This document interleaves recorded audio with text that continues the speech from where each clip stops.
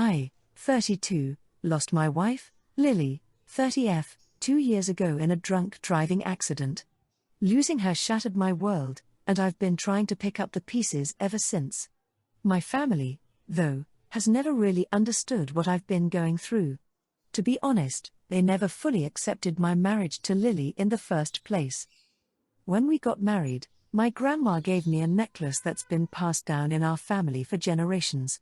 It's a tradition that the women in the family get it when they marry, and it meant the world to me because it felt like one of the few times my marriage to Lily was actually recognized as real. Since Lily passed, my sister Emma, 28F, who's always been the golden child, has been eyeing the necklace. She's getting married soon and recently mentioned how, now that I'm not really married anymore, I should pass it on to her. That was hard to hear, but what really broke me happened last week at a family dinner.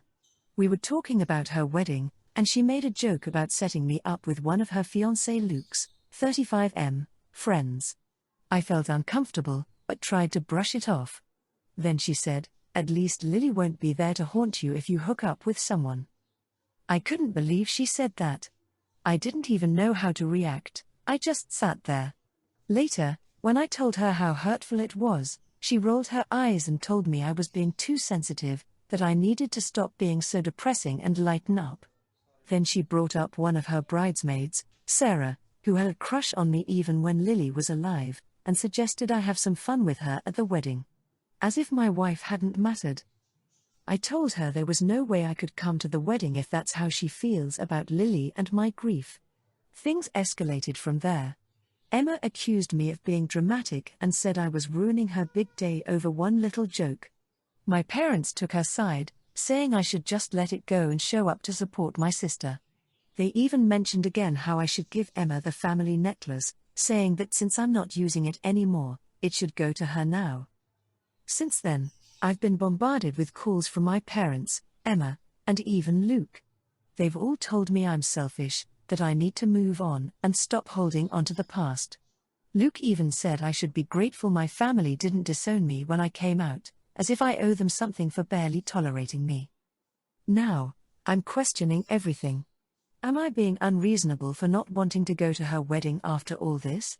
Part of me wonders if I should just suck it up and go, but another part of me can't believe how little my family seems to care about Lily, or me, for that matter. Sorry if this is a bit rambling, I've had a few drinks and I'm still trying to process everything. There's more to this, but I'm running out of space. Comment 1, NTA please put the necklace in a safe deposit box at a bank so no one can steal it from you. And make other plans, weekend away or time with a couple friends, instead of attending the wedding. Message a family member to let them know that you're safe but won't be attending Emma's wedding due to her poor treatment of you. Then, immediately turn your phone completely off for the entire weekend. Comment 2. NTA. I think I missed a part in your post where you explained why you aren't North Carolina with these people. Because it can't be family, because family shows you support and love. They don't attack you for grieving and being single after the death of your loved one. My condolences. It's time to distance yourself from those toxic people. Block them all. Maybe tell your mom you need distance from them and then block all of them. Don't interact with them. I was supposed to be the maid of honor at a wedding a few weeks ago. I ended up just leaving and going home to my boyfriend of 6 years after the bride and groom tried to set me up with the best man. When my friend got engaged last year, I was excited for her and even more excited when she asked me to be the maid of honor. As invites went out though, she asked me to not bring my boyfriend to the wedding. I was really upset about that, but my boyfriend talked me down, telling me that weddings were expensive and they were probably trying to keep the guest list down and they didn't really know him, so it would be fine for me to go without him. That made sense to me, so I didn't say or do anything after that and just continued with helping as I could as the maid of honor. Nothing else really concerning happened again until a couple of days before the wedding. The bride asked me to give the best man a ride to and from the wedding, which was about a 4-hour drive. I thought it was just part of it as he was a veteran and had his own issues surrounding that. So I gave him a ride up to the Airbnb that we were staying at before the wedding. The whole time he tried to make conversation that was just weird to me, and I was just not into it and just trying to my best to be nice to him. At the Airbnb with everyone, I immediately noticed things were off. All of the other bridesmaids had their boyfriends there, and things were really awkward when I found out I was in a room with the best man. The next day before the rehearsal dinner, the bride and groom cornered me in a room to say that the best man was an incredible guy and that I was blowing him off without really giving him a chance. I told him, well, of course not, I have a serious long-term boyfriend which y'all specifically told me not to bring. Then the bride cut in and told me, well, that really isn't that serious since he hasn't proposed in so long.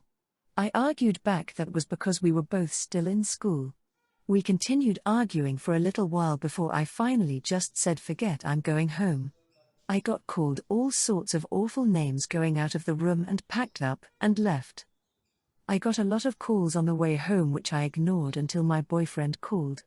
Apparently the bride called him and told him I just left for no reason, and he called to check in on me. I told him everything that had happened and he was kind of dumbstruck by it all. Anyways, after the wedding I've had the bride, the groom and a lot of their friends call or message me telling how horrible of a person I was for just leaving the night before the wedding for no reason.